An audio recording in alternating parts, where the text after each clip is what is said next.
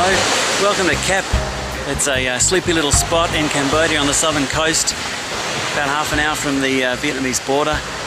Probably most famous for having the best pepper on the planet, delicious crab meals down at the crab market, and fantastic views from around the mountain track. It really is a gorgeous place. Prior to Khmer Rouge, it was very much the playground for the rich and famous of Cambodia and France, I guess, as well. Anyway, let me take you for a quick tour. We'll have a quick look at some accommodation and a few things to do and places to eat around Kep.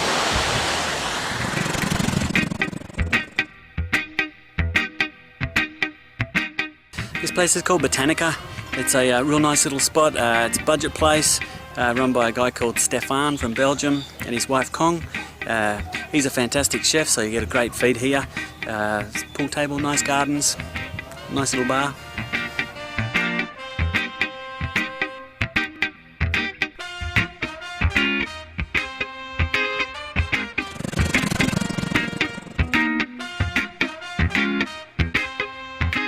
This is Kep Lodge. It's more of a mid-range kind of a place with a great swimming pool overlooking the bay to the sunset. Good food run by a Swiss guy called Dan and his wife Chang. I believe Kep Lodge probably has more varieties of beer than anyone else in town. So if you're a bit of a connoisseur, Kep Lodge is the place to stay.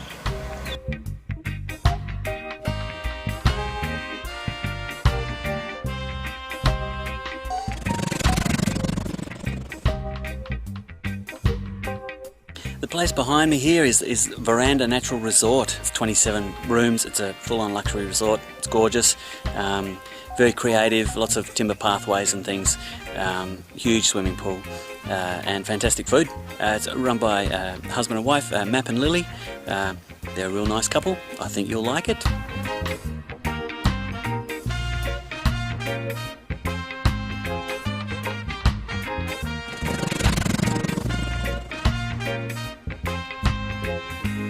This is where you catch the boat to Rabbit Island. The jetty's here. There's also a little mini mart. Now look, on shopping, there are no ATMs in Kep, so make sure you got cash on you. It's a half-hour drive to Kompot to get money.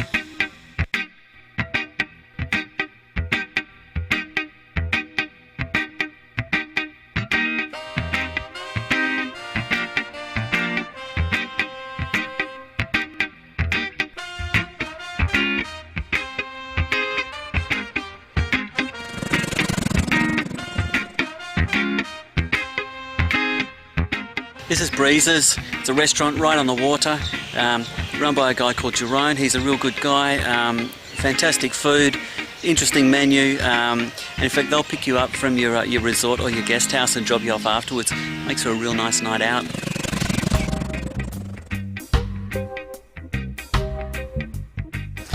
This is Rega Kep. It's a budget place. Got some aircon and fan rooms, nice little rooms, good food, run by a young French guy called Florian. He's a good fella.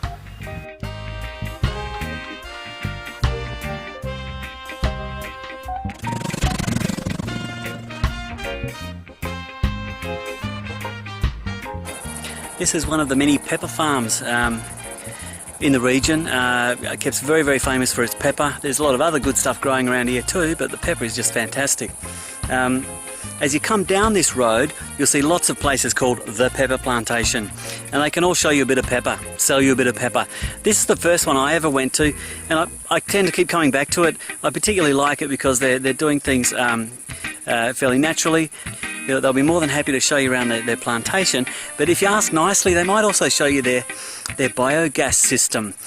When I first came here, they used to run all their lighting and their cooking from cow manure. They're still running all their cooking. I don't know if they're still running all their lights.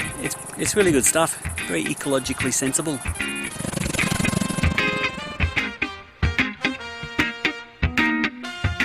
This is the entrance to one of the caves at Kampong Trach. The limestone mountain, little mountain, with some caves underneath. There's a lot of religious artefacts inside the caves. A lot of them got trashed during Khmer Rouge days, but there's still plenty of stuff there worth a look. And some kids will offer to guide you through with their torches, which is nice of them. Of course, they'll expect a tip of some sort, which is nice of you, and yeah, I think you'll have a good time.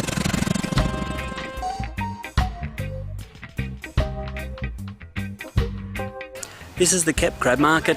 Now, down the other end there actually is a crab market. That's where they pull the crabs fresh out of the water. But this is actually more famous for its restaurants. There's a strip of a dozen or so really good little seafood restaurants along here. Fantastic food and a great place to eat on sunset.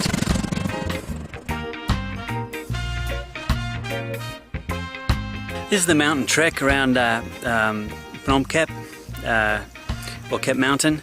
It's in the Kep National Park and it's absolutely gorgeous. If you take it fairly quietly, there's a good chance you'll spot some monkeys, squirrels, snakes, various other bits and pieces. Around the Jasmine Valley side you might see some great hornbills. It's real pretty. There's also some really nice views. One side of the mountain you've got views across the bay to Mount Bokor and the Bokor Range, and the other side of the mountain you've got the views across the islands to Vietnam. Look, I should say as well, there's a guy called Christian from the Led Zepp Cafe. He's worked absolutely tirelessly. He's put together hundreds and hundreds of signs all around Kep National Park. You can't get lost, there's so much information. Rubbish bins are around the place so you can keep it nice and tidy. His blood's worth bottling, this guy. So if you get a chance to say good day to him, say good day and thank him.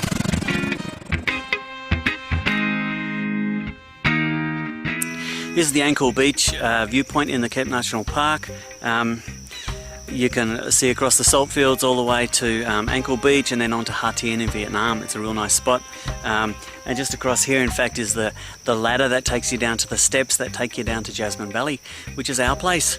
I'll go change my shirt, grow a few more whiskers and give you a quick look at Jasmine Valley. Hello, welcome to Jasmine Valley. We're up in the jungle, in a mountain, overlooking the islands to Vietnam. It's very pretty, in a seaside town called Kep in Cambodia.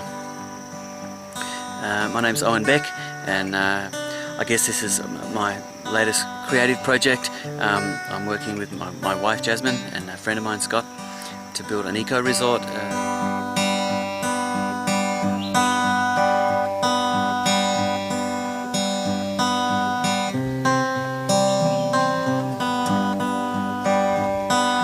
Jasmine Valley Eco Resort is, I guess, the result of 2 years hard work. A lot of people making mud bricks and building lots of cute little bungalows. All our electricity is solar. We're trying to do responsible things with our water and a bunch of other stuff, using permaculture principles in the gardens, and things are working so far.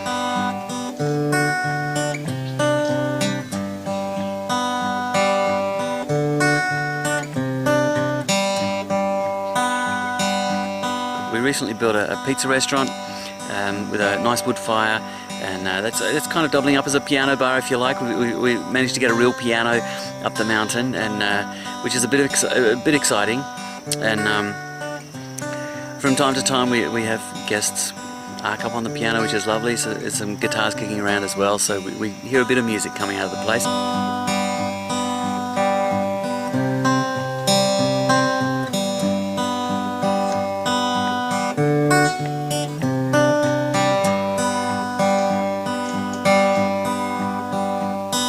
We have 15 Cambodian staff, all from a very poor village and with very low levels of education, and we're training them on the job and trying to provide opportunities for them. And in fact, opportunities beyond Jasmine Valley.